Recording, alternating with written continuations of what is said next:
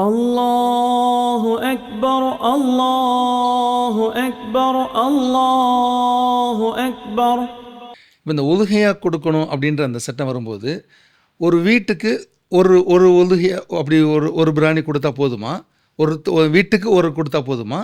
இல்லை வீட்டில் இருக்கக்கூடிய ஒவ்வொருத்தருக்கும் கொடுக்கணும்? இப்போ அப்பா இருப்பாங்க, அம்மா இருப்பாங்க, கணவன் மனைவி ஒவ்வொருத்தருக்கும் கொடுக்கணுமா, இல்லை ஒரே இதாக கொடுத்தா போதுமா? சரி, இப்போ இந்த கேள்வி ஏன் வருதுன்னு சொன்னால், ஒரு சில பேர் சொல்கிறாங்க வீட்டுக்கு ஒன்று கொடுத்தா போதும். அவங்க ஹதீஸை சொல்கிறாங்க. அது ஹதீஸ் சம்மந்தமாக 2 ஹதீஸ் இருக்குது, திருமீதியில் வருது. நபி ஸல்லல்லாஹு அலைஹி வஸல்லம் அவர்கள் அரஃபாவில் இருக்கும்போது சொன்னாங்க, ஒவ்வொரு குடும்பத்தினரும் ஒவ்வொரு ஆண்டும் ஒரு உலஹையா கொடுக்க வேண்டும். திருமீதியில் இருக்குது.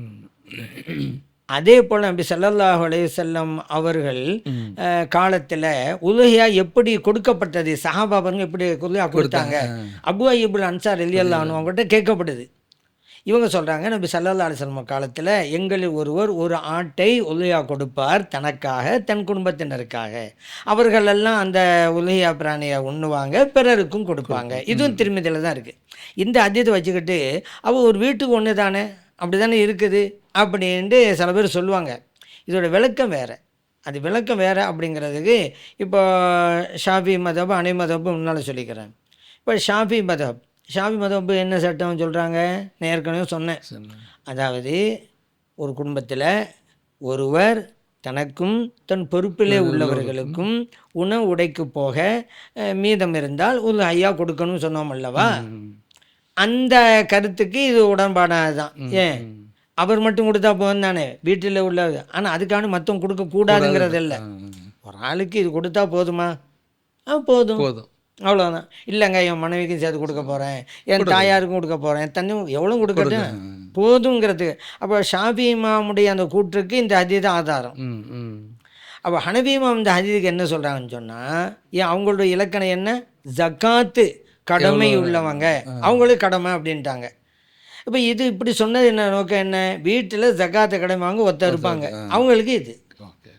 அதே வீட்டில் ஜக்காத்து கடமை ஆனவங்க பலர் இருந்தால் பலருக்கு கடமை வரும். அப்போ அப்படின்னு சொன்னால் கணவன் மனைவி, அதே போல் மகன் தந்தை, மகனுக்கும் ஜக்காத்து அளவு இருக்குது, தந்தைக்கே இருக்குது, 2 பேரும் கொடுக்கணும். அப்போ ஹதீத்தில் வந்ததுங்கிறது ஒரு வீட்டில் அந்த உலஹியா கொடுக்குற அளவுக்கு ஜக்காத்தோட அளவு ஒரு ஆள்கிட்ட இருந்தால் அவர் ஒரு கொடுத்தா போதும் தானே. யாரும் இந்த ஹதீஸை மறுக்கலை, 2 இமாமும் ஏற்றுக்கொள்கிறாங்க.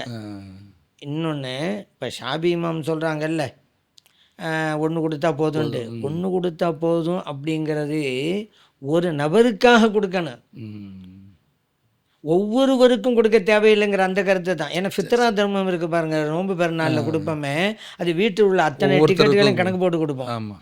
இந்த உலஹியா அப்படி கிடையாது, ஒருவர் கொடுத்தா போதுமானது.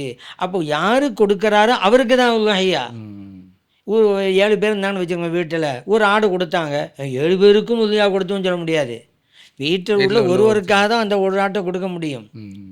நன்மைகளை வேண்டுமானா 7 பேருக்கு சேர்த்து வைக்கலாம், ஒரு ஆளுக்கு கொடுத்துட வேண்டியது ஆட்டை. அந்த நன்மையை வீட்டில் உள்ள என் குடும்பத்துக்கெல்லாம் சேர்த்து வச்சேங்கிறார் இவர். அப்படி செய்யலாம்.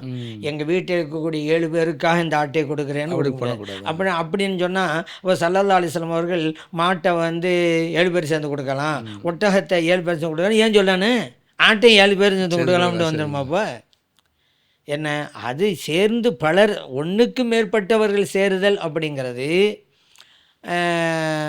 மாடு ஒட்டகத்தில் இருக்குது.